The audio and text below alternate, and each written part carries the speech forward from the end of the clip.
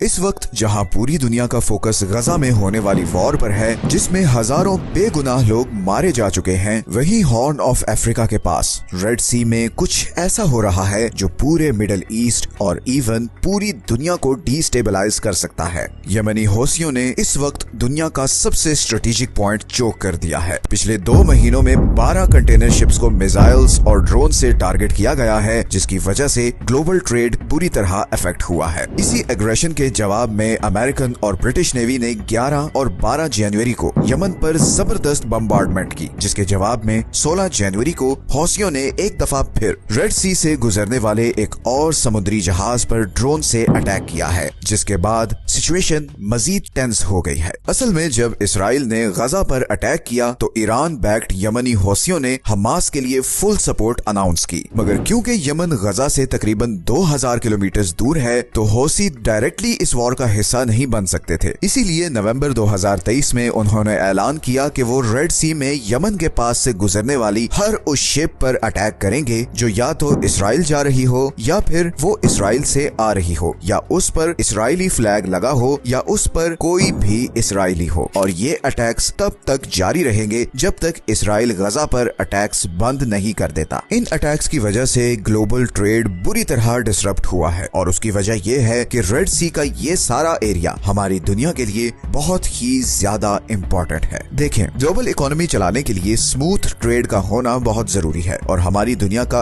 80% trade समुद्रों के जरिए होता है और इन्हीं समुद्रों में से एक ये रेड सी है, जो 21वीं सदी का सबसे हॉट और डेंजरस जियोपॉलिटिकल एरिया है, क्योंकि यहाँ पे 2 चोक पॉइंट्स हैं। एक ये इजिप्ट के पास सुएज कैनाल है और दूसरा ये यमन के पास बाब अल मंदेब स्ट्रेट है। 28 किलोमीटर की ये पतली सी जगह जहां पर मिडिल ईस्ट और एशिया से आने वाले समुद्री जहाज इंडियन ओशन को क्रॉस करते हुए रेड सी में एंटर होते हैं और फिर सुएज कैनाल को क्रॉस करके मेडिटेरेनियन सी में निकल जाते हैं और वहां से फिर वो यूरोप और अमेरिका तक पहुंचते हैं। तो बेसिकली एशिया और मिडिल ईस्ट को यूरोप से कनेक्ट करने का ये सबसे शॉर्टेस्ट रूट है। पूरी दुनिया की 10% ऑयल और 6% नेचुरल गैस की सप्लाई इसी 28 किलोमीटर के चोक पॉइंट से गुजरती है और ये सारी गैस और ऑयल इधर पर्शियन गल्फ कंट्री से स्ट्रेट ऑफ हॉर्मुज क्रॉस करके आती है। 2022 के स्टैटिस्टिक्स के मुताबिक पूरे यूरोप की 20% ऑयल इंपोर्ट और 24% गैस इंपोर्ट इसी बाब अल मंदेब स्ट्रेट से गुजरती है। और सिर्फ ऑयल और गैस ही नहीं बल्कि एशिया और यूरोप का सारा ट्रेड भी इसी रास्ते से कनेक्टेड है। चाइना की 30% मैन्युफैक्चरिंग एक्सपोर्ट्स इसी बाब अल मंदेब स्ट्रेट से होते हुए यूरोप और नॉर्थ अमेरिका को जाती है। तो अगर ये रूट किसी भी वजह से ब्लॉक हो जाए तो ग्लोबल इकोनॉमी कोलैप्स कर सकती है, क्योंकि इसका ऑल्टरनेट सिर्फ एक और रूट है और वो है पूरे अफ्रीकन कॉन्टिनेंट को क्रॉस करके। सुएज कैनाल के बनाने से पहले कंटेनर शिप्स यही रूट यूज करती थीं, मगर ये रूट सुएज कैनाल वाले रूट से 7400 किलोमीटर लंबा है, जिसकी वजह से एक्स्ट्रा फ्यूल कॉस्ट आती है और इसीलिए यमनी हौसियों के अटैक के बाद इन शिपिंग कंपनीज को मिलियंस ऑफ डॉलर्स का नुकसान हो रहा है। अभी तक हौसियों ने यहाँ पर मिसाइल्स और ड्रोन से एटलीस्ट 13 कमर्शियल शिप्स को टारगेट किया है, जिसकी वजह से दुनिया की 5 बड़ी कंटेनर शिपिंग कंपनीज ने रेड सी के थ्रू अपने ऑपरेशंस बंद कर दिए हैं। इनमें डेनमार्क की मर्स्क लाइन, फ्रांस की CMA CGM, जर्मनी की हैपग, लॉयड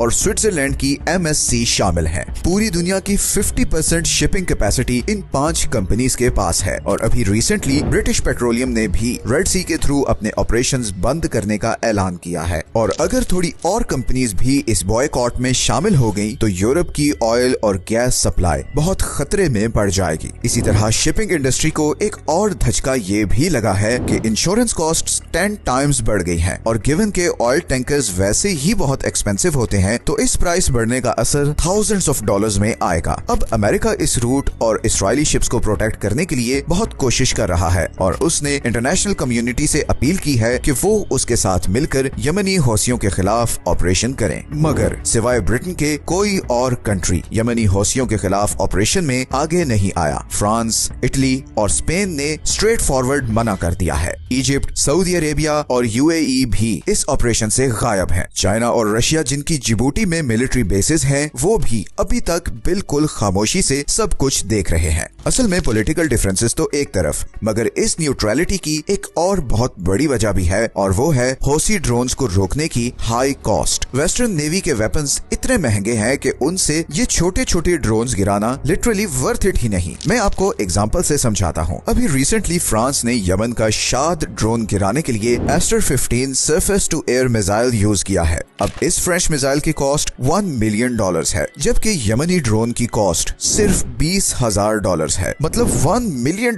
का मिसाइल मार के $20,000 का ड्रोन तबाह करना किसी भी तरह से जस्टिफाइड नहीं। लेकिन दूसरी तरफ अगर ये शिप्स तबाह होती हैं तो वो भी मिलियंस ऑफ डॉलर्स का नुकसान है। तो हौसियों के लिए विन विन सिचुएशन है। इसी तरह हौसीज के पास दो और भी बहुत जबरदस्त हथियार हैं। एक तो 1400 किलोमीटर की रेंज वाले बैलिस्टिक मिसाइल्स जो जमीन में इस रेंज के अंदर हर चीज को टारगेट कर सकते हैं, और दूसरा 40 से 800 किलोमीटर की रेंज वाले एंटी शिप क्रूज मिसाइल्स जो किसी भी शिप को बहुत ही एक्यूरेटली निशाना बना सकते हैं। And on top of this western हथियारों के मुकाबलों में ये बैलिस्टिक मिसाइल्स बहुत सस्ते हैं, इसीलिए ये बहुत ही कॉम्प्लिकेटेड कॉन्फ्लिक्ट बन गया है और बहुत से कंट्रीज अभी इसका पार्ट नहीं बनना चाह रहे। इस ब्लॉकेड का इजिप्ट पर भी बहुत नेगेटिव असर पड़ेगा, क्योंकि वो सुएज कैनाल से गुजरने वाली शिप्स से $10 बिलियन एनुअली कमाता है। इसीलिए जब कंटेनर्स अफ्रीका के रूट से जाएंगे तो इजिप्शियन इकोनॉमी को अच्छी खासी हिट पड़ेगी। सऊदी अरब अभी तक इस मामले पर खामोश है। हालांकि 2015 से सऊदी अरब यमनी हौसियों के खिलाफ लड़ रहा है, मगर अब रिसेंटली सऊदी अरब ने यमन के अगेंस्ट अपनी अप्रोच बदली है। सऊदी अरब ने रिसेंटली यमनी लीडरशिप के साथ पीस ट्रीटीज भी साइन की हैं। कुछ एनालिस्ट्स के मुताबिक सऊदी अरब को यूएसए पर काफी गुस्सा भी है, क्योंकि जब यमनी ड्रोन सऊदी अरब की ऑयल पाइपलाइंस पर अटैक करते थे तो अमेरिका का कोई खास प्रोएक्टिव रिस्पांस नहीं होता था। इसीलिए अब सऊदी अरब सिर्फ एक स्पेक्टेटर बनकर सारी सिचुएशन को देख रहा है। लेकिन दूसरी तरफ यूएई अमेरिका पर बहुत दबाव डाल रहा है कि वो हौसीज पर फुल स्केल अटैक करे, बिकॉज यूएई यमन में एंटी हौसी ग्रुप को सपोर्ट करता है और पिछले कुछ सालों से यूएई यमन में बहुत ज्यादा इंटरेस्ट ले रहा है, और उसकी वजह यमन में डिस्कवर होने वाले बहुत बड़े ऑयल रिजर्व्स हैं। कुछ रिपोर्ट्स के मुताबिक यमन में वेनेजुएला के बाद दुनिया के दूसरे सबसे बड़े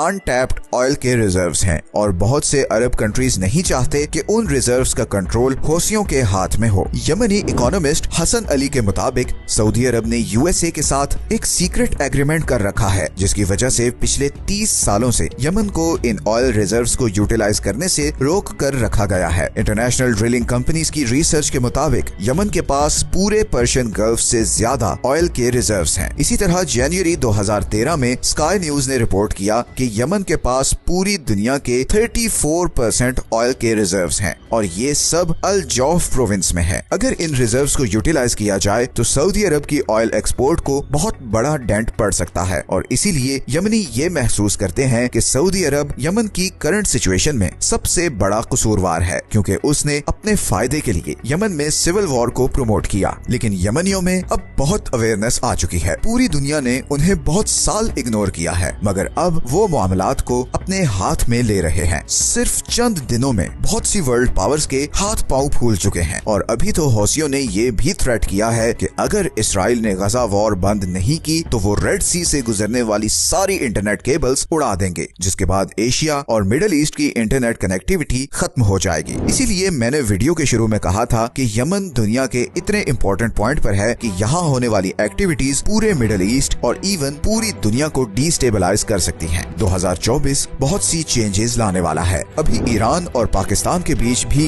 जो तनाव क्रिएट हुआ है, ये भी इस लार्जर जियोपॉलिटिकल गेम की एक कड़ी है। अगले चंद महीने बल्कि हफ्ते बहुत ही डिसाइसिव होने वाले हैं। आप लोग जियोपॉलिटिकल वर्ल्ड में बहुत बड़ी चेंजेस देखने वाले हैं, और हम जल्द उन टॉपिक्स पर वीडियोस बनाने वाले हैं। ये हैं वो सारे सोर्सेज जहां से हमने इस वीडियो के लिए कंसल्ट किया है। अगर आप ऐसी ही इंफॉर्मेटिव वीडियोस देखना चाहते हैं तो चैनल को सब्सक्राइब जरूर कर लें, ताकि आपको टाइमली नोटिफिकेशंस मिलते रहें। मिलते हैं नेक्स्ट वीडियो में एक और इंटरेस्टिंग टॉपिक के साथ। अपना ख्याल रखें। अल्लाह हाफिज।